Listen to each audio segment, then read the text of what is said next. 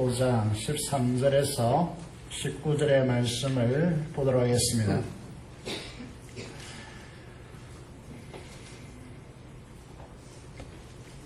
여호와께서 요수아에게 명령하신 대로 요수아가 기랏 아르바 곧 헤브론을 유다 자손 중에서 분깃으로 여분의 아들 갈렙에게 주었으니 아르바는 아낙의 아버지였더라.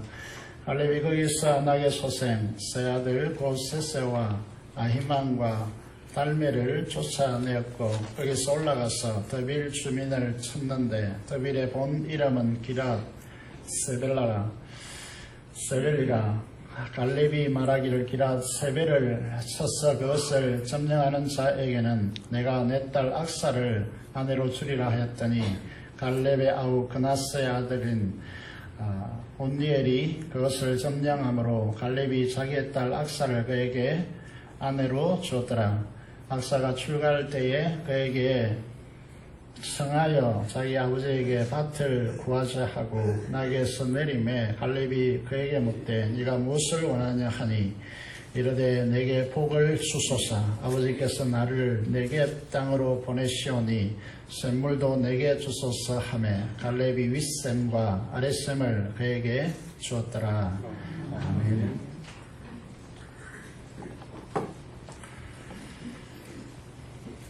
(1921년) 독일에서 목사의 아들로 태어난 하이린이 술미만이라고 하는 사람이 있습니다. 이 사람이 7살 때에 성탄절날 아버지가 어린이를 위한 세계사라고 하는 책을 선물하게 되었습니다. 이 아이가 이 책에 있는 홈러의 대사시 일리아드와 오디세이를 읽고 트로이라고 하는 도시가 실제로 존재하는 도시일 것이라고 하는 믿음을 가지게 되었습니다. 이 술미아는 가난으로 중학교 때 중퇴하게 되었습니다. 그래서 식료품 가게 또 외향선은 등으로 전전하면서 이 트로이가 실제할 것이라고 하는 이 꿈을 포기하지 않았습니다. 그래서 종종 사람들에게 이 트로이가 실제할 것이다, 실제한다 라고 하는 말을 할 때마다 사람들은 미친 사람이라고 취급했습니다. 그는 이 트로이를 이제 내가 발굴할 것이다 라고 하는 이 꿈을 가지고 그가 독일 사람이기 때문에 독일은 기본적으로 하겠습니다마는 독일어 외에 7개 국어를 정통할 만큼 외국어를 열심히 공부하게 되었습니다. 그리고 그는 고고학을 이제 열심히 공부하게 되었습니다. 40세가 되었던 때에 막 잘 나가기 시작하던 자기의 사업을 접고 41세에 본격적으로 고고학자의 인생을 시작합니다. 여러분, 이 트로이를 발굴한 사람이 누구인가 인터넷에 쳐보면 술미안이다 라고 하는 사람이 소개되어 있고 그를 고고학자다 그렇게 이제 기술되어 있습니다. 그런 중학교 밖에 나오지 않았지만은 그런 고고학자로서 이렇게 등극되어 있습니다. 41세 때 본격적으로 이 트로이를 발굴하기 시작했습니다.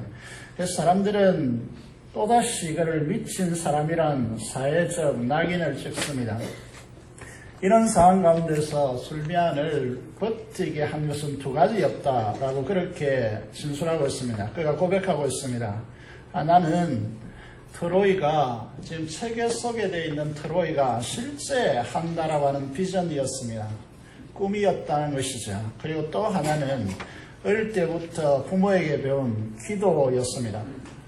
그는 비전을 품고 기도하며 한 걸음 한 걸음 앞으로 나아갈 수 있었습니다.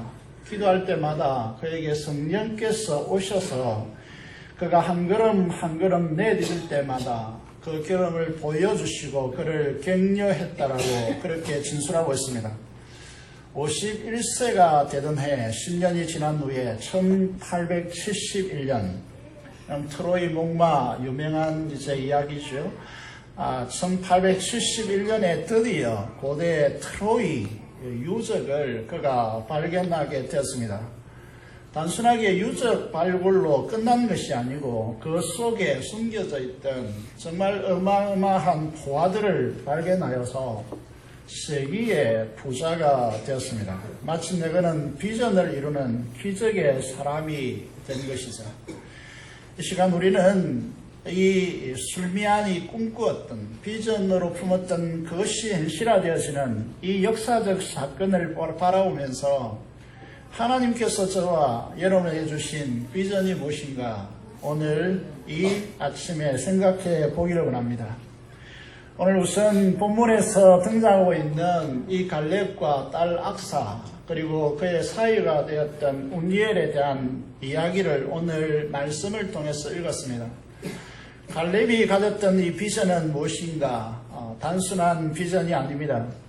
하나님은 아브라함을 갈대아 우르에서 불러내어서 가나안 땅으로 이동시켰습니다.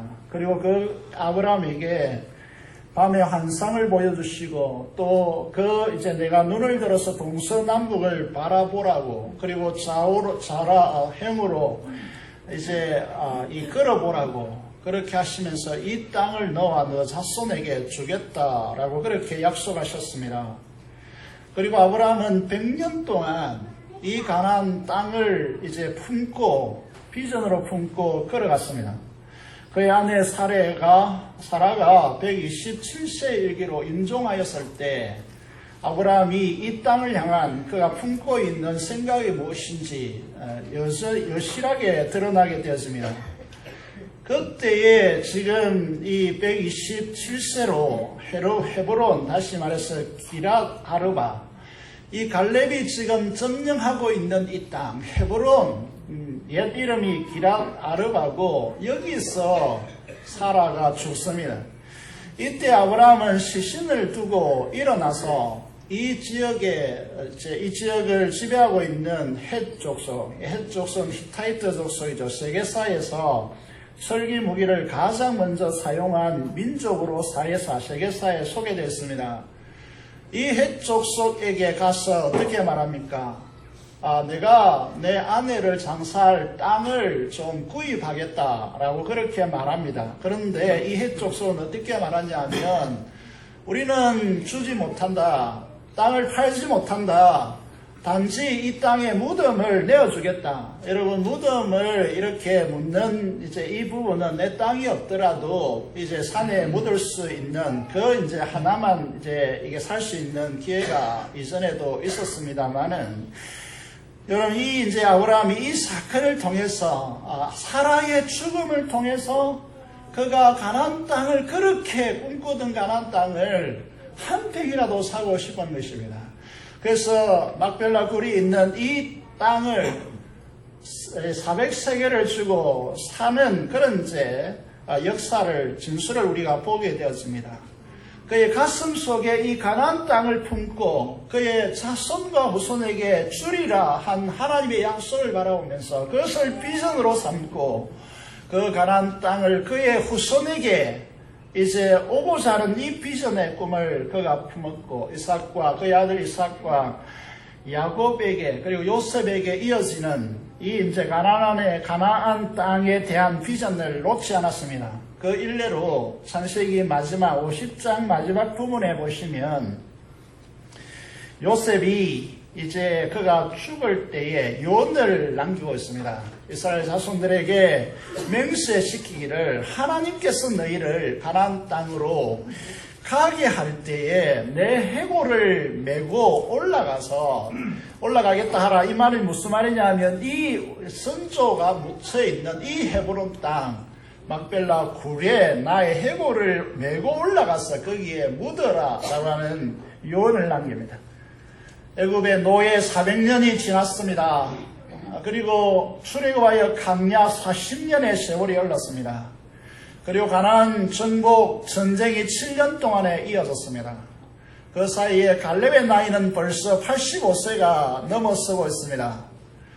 그런데 이 이스라엘 민족이 그들의 이 선조에 묻혀진 이 땅, 헤브론 이 땅, 기욤 아르바 이 땅을 점령하고 있지 못하고 있는 것입니다.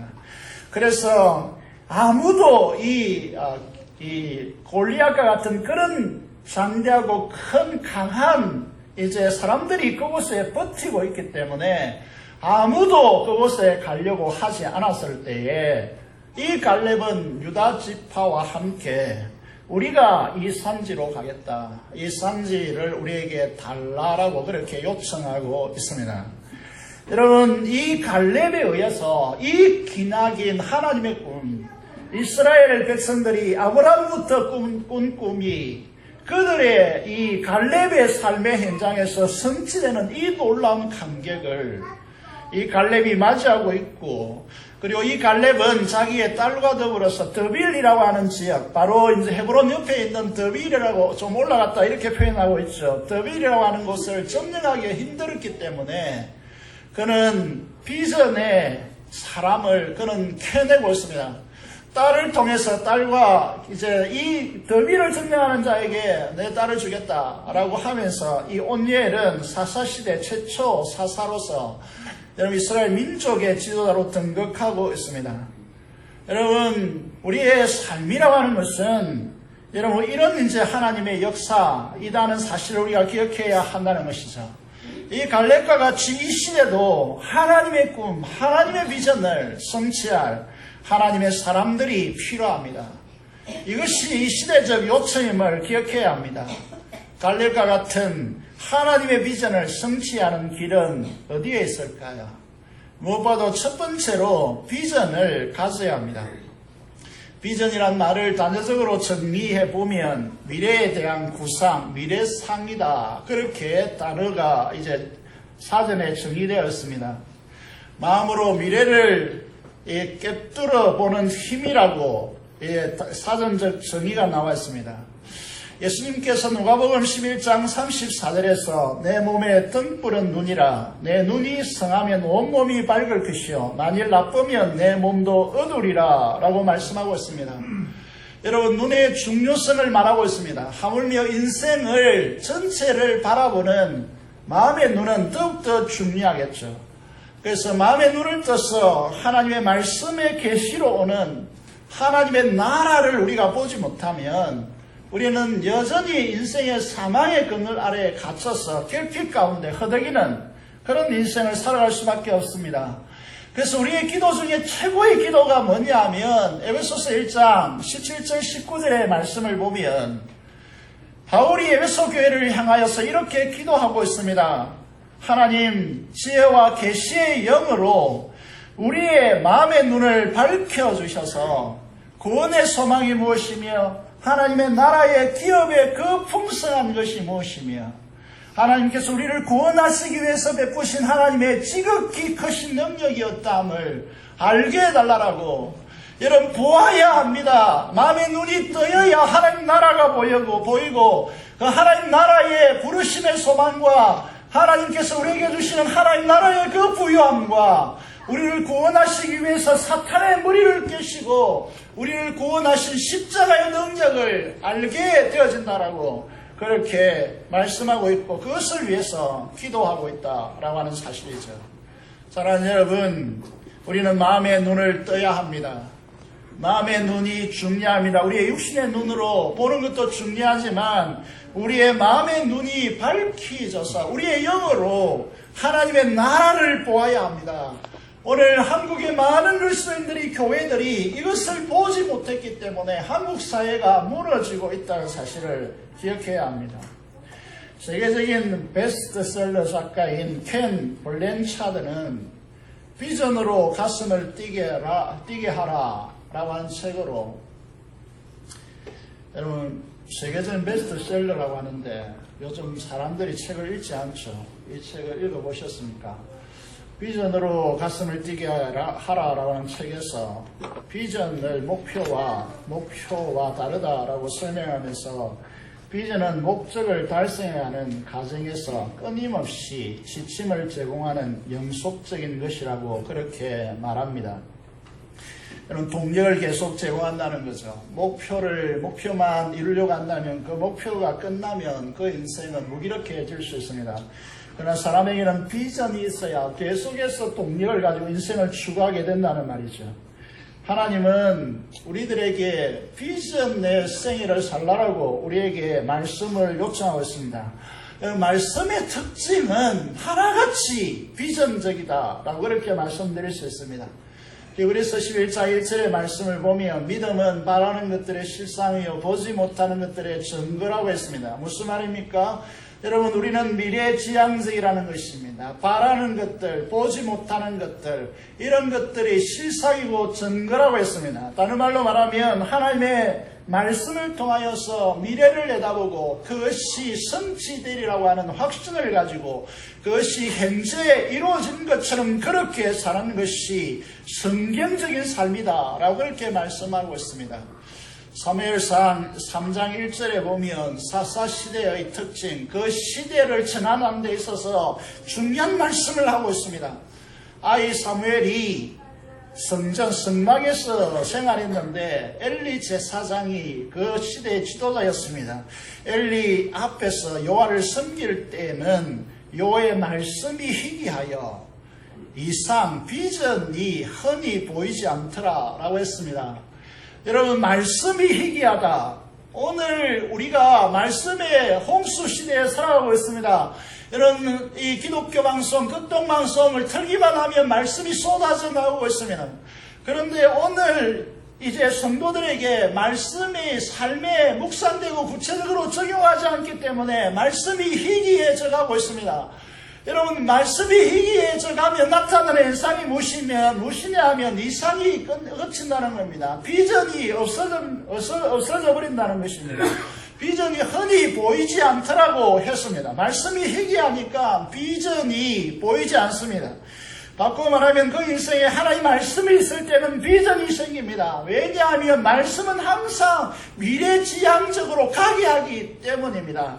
여러분, 이처럼 비전은 말씀과 함께합니다. 하나님의 비전이 곧 하나님의 말씀과 직결되어 있다는 사실을 이제 사무엘서를 통해서 우리에게 말씀하고 있습니다. 많은 성도들이 신앙생활을 힘들게 하는 이유 중 하나가 하나님의 비전이 아니라 자신들이 만든 비전에 하나님께서 축복해달라고 하나님을 도구화해서 하나님을 수단화해서 실질적으로는 종교의 주인이 자기 이제 하나님이 아니기 때문에 신앙생활이 진짜 힘든 것입니다. 여러분, 신앙생활을 힘들고 어렵게 하고 신앙생활이 행복하지 못하는 대다수의 사람들이 어떤 형태의 신앙을 가지고 있느냐 하면 비전의 삶을 살아가는 것이 아니라 자기의 야망, 자기의 욕심을 위해서 하나님을 수단화하기 때문에 그렇습니다. 하나님 말씀에서 하나님이 주신 비전이 아니라 자기의 야망을 위해서 하나님을 수단화하는 것이죠. 하나님으로부터 온 비전이 아닌 꿈과 희망은 절망으로 바뀝니다. 여러분, 강렬한 경험을 하면 할수록 더 큰 절망이 그 사람들에게 찾아오게 되었습니다. 우리가 하나님의 비전의 사람들이 되기 전까지 하나님의 진정한 약속의 말씀의 축복을 결코 누릴 수가 없습니다. 이 사실을 우리가 기억해야 합니다. 그러나 하나님의 비전을 소유할 때 우리는 하나님께서 주시는 약속된 미래의 축복이 우리의 삶에 경험되어지는, 하나님의 살아계심이 경험되어지는 역사가 우리에게 일어나는 것이죠. 일생을 다해서 자기의 야망과 자기의 욕심적 꿈을 쫓았던 인생들이 인생의 노년에 허무함과 허탈함을 안고 인생의 길을 걸어갈 수 있습니다. 여러분, 하나님 안에서 꿈꿔주지 않는 이 꿈은 헛된 꿈이고 우리의 인생의 허무함과 절망만을 안겨주는 것입니다. 하나님의 비전은 우리에게 진정한 영원한 기쁨과 행복을 가져줍니다. 사랑하는 여러분, 기뻐하십니까? 행복하십니까? 하나님의 비전이 우리 가슴 속에 있고 그 비전을 추구하는 사명적 삶을 살 때에 하나님의 비전은 우리에게 한없는 생명력을 가져줍니다. 하나님께서 요수아와 이스라엘 백성에게 가나안 땅에 들어가기 전에 여호수아 우리가 1장 3절의 말씀을 보면 내가 모세의 말함과 같이 무릇 너희 발바닥으로 받는 모든 것을 내가 다 그에게 주었다라고, 주었으니 내가 주는 땅으로 가라라고 그렇게 말씀하셨습니다. 갈렙과 여호수아와 이스라엘 백성들이 이 말씀을 붙들고 하나님께서 앞서가심에 순종하여 걸어가서 이 가나안 땅을 정복한 것입니다. 사랑하는 여러분, 여러분에게는 어떤 꿈이 있습니까? 어떤 비전을 가지고 인생의 길을 걷고 있습니까? 저와 여러분 안에 예수 그리스도께서 자신의 생명까지 바치고 이루시기를 원하셨던 그 꿈과 그 비전이 우리의 모든 그리스도인들의 가슴 속에 열정으로 품어져 있고 그것이 불타고 있어야 하는데, 오늘 그리스도인들은 너무 세속화되었습니다. 이 하나님의 예수 그리스도의 이 꿈이 모든 그리스도인들의 가슴에서 비전으로 꿈꿔지고 그것을 성취하기 위한 인생을 걸어가야 하는데, 이 주 예수 그리스도께서 생명을 바치면서 우리에게 주신 이 비전은 어디론가 사라져버리고, 여러분 이 세상의 자본주의 제국화된 꿈을 이 땅에서 우리가 꾸고 있는 것입니다. 예수 그리스도의 십자가와 부활의 복음으로 창조주 하나님과 연합되어서 그 하나님의 무한한 사랑과 그 부유함에 참여할 때에 죄에 포로된 자의 감옥에서 해방되어지고, 물질적 이 자본주의 세상에서 물질을 절대화하는 이 세상 한가운데서 물질을 상대화할 수 있는 자유함이 하나님으로부터 옵니다. 그때 비로소 자기 주장하는 대신에, 자기를 주장하는, 자기 주장 의지로 사는 대신에 주님께서 우리에게 요구하는 대로 이웃을 사랑할 수 있고, 비로소 공동체적 자유와 정의와 평화와 풍요가 확대되어지는 하나님의 통치를 갈망하게 되었습니다. 이것이 우리가 교회로 모이는 이유고 교회로 존재하는 이유입니다. 이 비전이 여러분 안에 꿈꿔지고 있습니까? 하나님의 통치로부터 오는 생명과 영원한 생명과 하늘나라의 그 부요함이 우리 가슴 속에 채워지고 넘쳐 흘러서 이 땅에 경쟁하고 착취하고 축적하는 이 세상 방식에서 벗어나고 그것을 죽이고 이 세상을 섬기는 이웃사랑으로 실천되고 있느냐라고 하는 말입니다. 여러분 안에 그리스도께서 십자가의 죽으심과 그리고 부활과 성천을 통하여 성령을 보내시면서 우리 가슴 속에 꿈꿔지기를 원하셨던 바로 그 비전이 오늘 이 시대를 살아가고 있는 저와 여러분에게 꿈꿔지고 있습니까?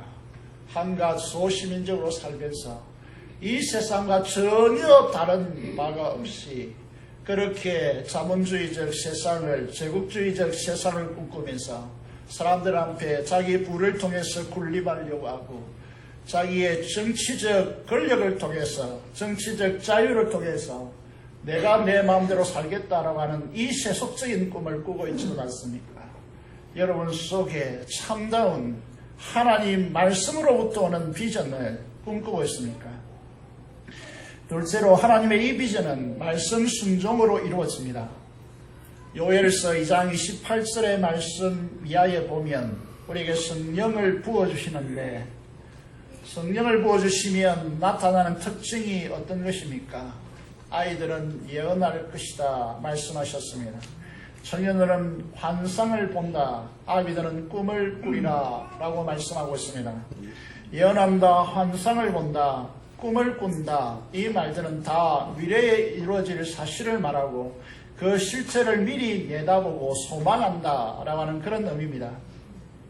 갈렙과 그 딸 악사와 이제 이 헤브론, 그들이 헤브론과 더비를 점령해야 할 영적 고지를 삼고 가장 어려운 난간에 부딪혔을 때에 이 갈렙과 그의 딸은 이 결혼을 통하여서 하나님의 이 꿈 비전을 성취하고 믿음의 용장, 그 시대의 비전의 사람을 그 시대에 나타내기를 열망했습니다. 비전 있는 사람은 약속의 말씀을 통해 미래의 꿈을 내다봅니다. 그 미래의 성취를 선포합니다. 하나님께서 우리와 함께 하시면 우리를 기뻐하시는 반드시 이룰 것이라고 긍정적 믿음을 선포하는 것입니다. 비전을 가진 사람들은 파이오니아, 개척자입니다. 아무도 하지 않으려고 하고 간 사람이 없고 앞을 가로막은 장벽이 버티고 있는 상황에서 누가 이 문제를 해결할 수 있습니까? 그것은 비전이 있는 개척자의 마인드를 가지고 있는 사람입니다.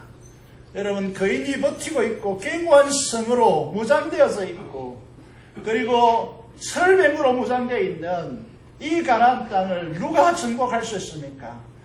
여러분, 헤브론이 어떤 곳입니까? 아브라함과 사라와 이삭과 야곱의 믿음의 조상이 묻혀있는 이 땅.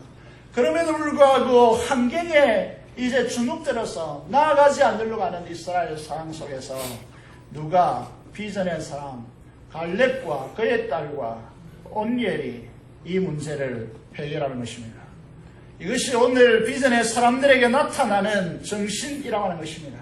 이것이 모험, 벤처 정신입니다. 바로 이것이 비전의 사람이라고 하는 것입니다. 여러분, 조금만 더 지나가면 17장에 가면 갈렙과 이제 반대되는 한 지파가 등장하고 있습니다. 요셉의 아들 에브라임과 므낫세의 지파입니다. 스스로 생각하기에도 이스라엘의 12지파 중에서 이 에브라임 지파는 크고 강한, 이제 숫자적으로 많고 강한 지파였습니다. 이스라엘은 이 요셉에게 언덕을 입었습니다.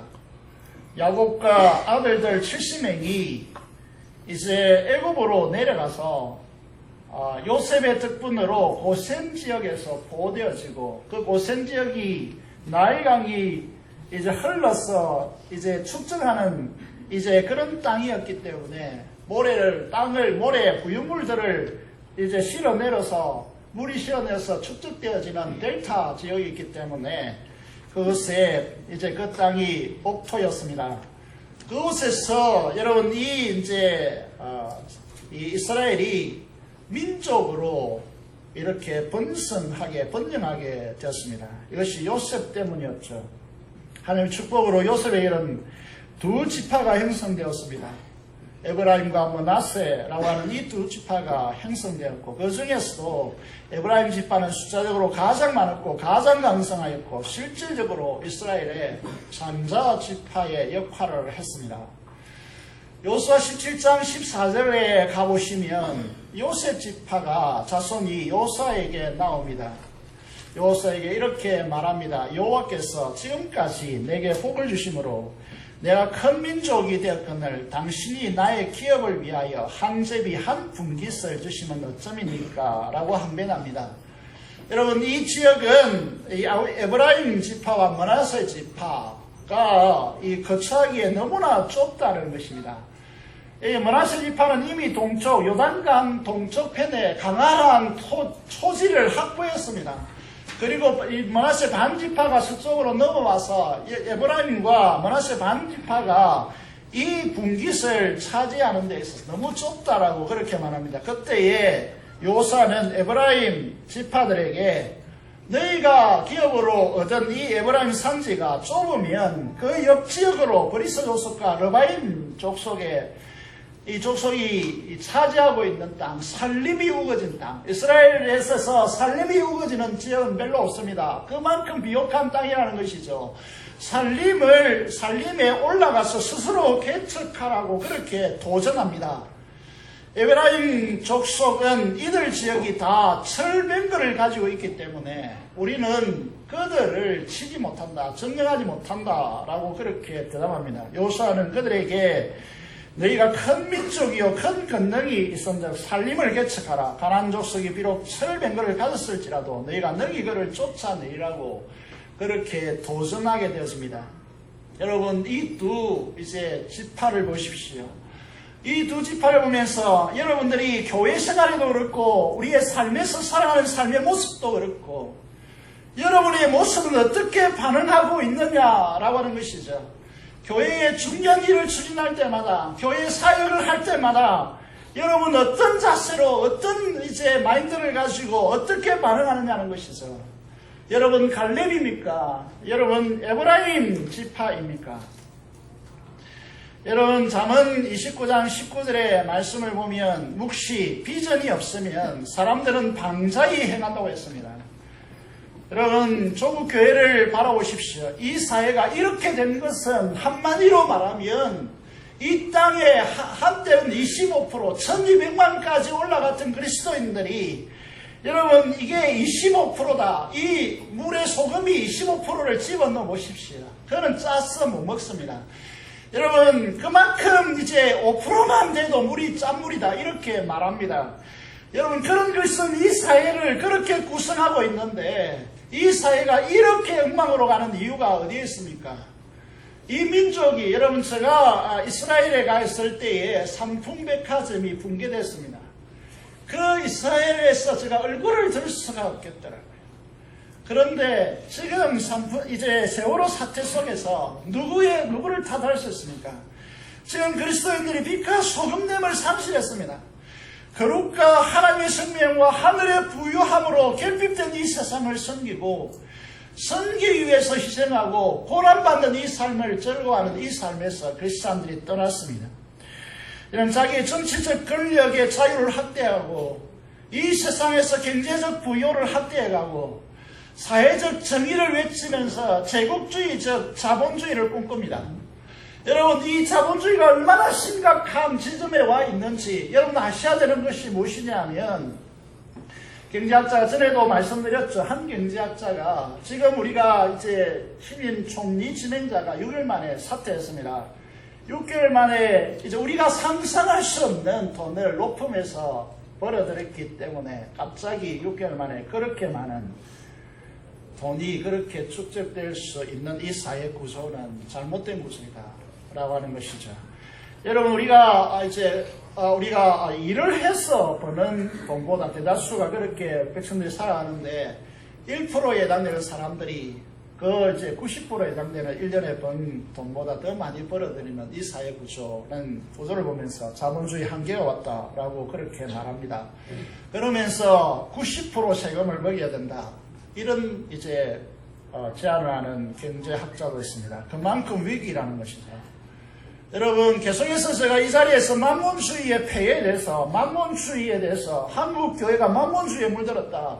이스라엘이 하나님의 이름을 가지고 있지만 그들의 농사적인 부를 획득하기 위해서 바알을 섬기고 아세라를 섬기면서 이건 이제 그렇게 그런 행음이라고 이야기하죠. 그러면서 하나님을